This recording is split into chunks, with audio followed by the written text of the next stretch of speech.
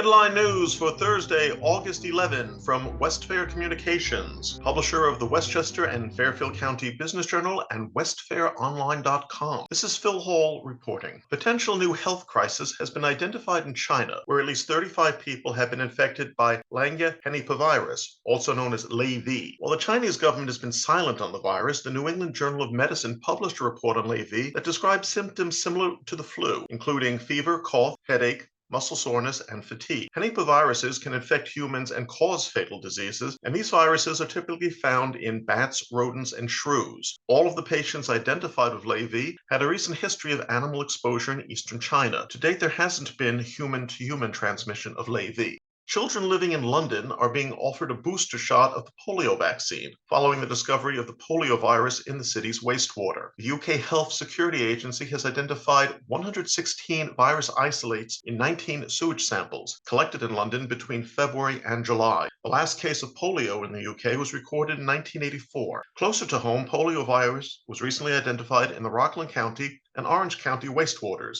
and a Rockland County man was hospitalized with polio, the first U.S. case in nearly a decade. Earlier this morning, AAA announced the national average price of a gallon of regular gas was $3.99. This marks the first time since March that gas dipped below the $4 a gallon level. The decline in gas prices helped to lower the July Consumer Price Index to 8.5%, down from 9.1% in June. This marked the first time in 25 months the Consumer Price Index was flat. However, the Biden administration's claim that the U.S. experienced 0% inflation during July was criticized by economists as being disingenuous. The head of the Internal Revenue Service has insisted that the hiring of 87,000 new agents will not result in a wave of auditing aimed at low and middle income Americans. IRS Commissioner Charles Rettig noted that the hiring of the new agents, which is part of the Inflation Reduction Act, will be aimed at large corporate and global high net worth taxpayers. Rettig added, quote, "These resources are absolutely not about increasing audit scrutiny on small businesses or middle income Americans," unquote. However, the nonpartisan watchdog Joint Committee on Taxation recently predicted between 78% and 90% of the estimated $200 billion that the IRS will collect from its increased enforcement workforce will come from small businesses. A small Texas church has found itself in the center of a show business controversy for staging an unauthorized production of the award-winning Broadway musical Hamilton and rewriting parts of the show to emphasize key points within its ministry. Last weekend, the Door Christian Fellowship Ministries in McAllen, Texas, produced and live-streamed a rendition of Hamilton that included new faith-based messaging throughout the show and ended with a sermon by a church pastor that compared homosexuality to drug and alcohol addiction. Lin-Manuel Miranda, creator of Hamilton, condemned the presentation as, quote,